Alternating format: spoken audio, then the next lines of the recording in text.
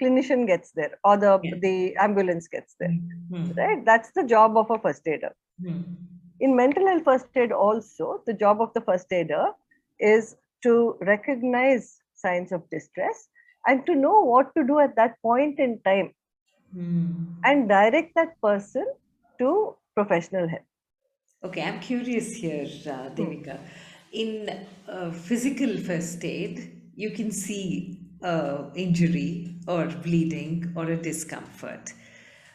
Most of what we talk in mental health goes undiagnosed most of the time and unrecognizable because there's nothing which is tangible for people to see and make out.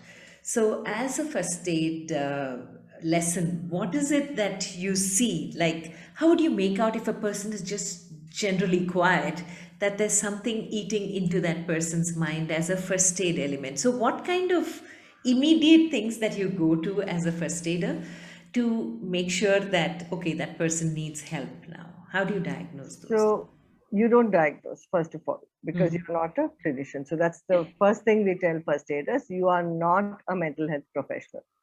Yeah, you are the one who will, you're the bridge between the person who needs help and the professional help. To answer your question, the first step is to communicate, right? To ask.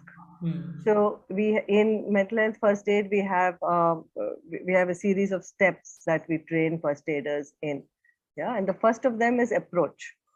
Okay. How do you approach the person? What are the things that you can say to them to make them feel enough at ease to be able to talk to you? So it need not be like a one event thing. You may not be able to address it in that first meeting itself. Correct. Right? So it could be a series of meetings that you require to get to the point of getting that person to help, or even to get to the point where you recognize, is this just a daily normal stress reaction that the person is going through, and then can you deal with it as a as a friend or a colleague? Can you help them to go through it, or are they showing signs and symptoms of some illness? Yeah, and that will only come by talking to them and getting answers to some questions. Yeah, what are they feeling? How long have they been feeling like that? What have they done about it so far? What has worked? What has not worked? Yeah. So, and in the course, you teach them what are the things to look for. Okay. So, which means having been in that space now for 6, 7 years, if managers or leaders do this, will it help in team bonding better? I think so completely, because um, as a manager, you very often have only your productivity hat on. Yes. Right? If you're a first aider, also you have your human hat on as well. Right? So sometimes it's necessary for you to see, businesses have to run. Productivity still has to be there.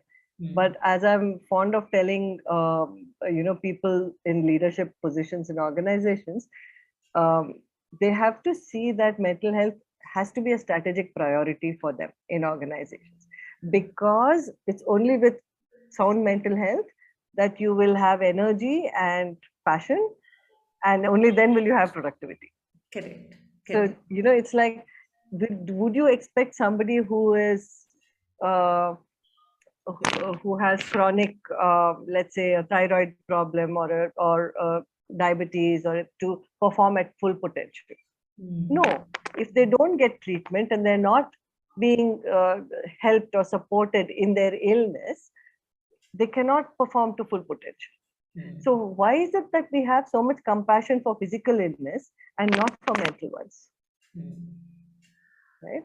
Because it is as disabling as physical illness, more in fact.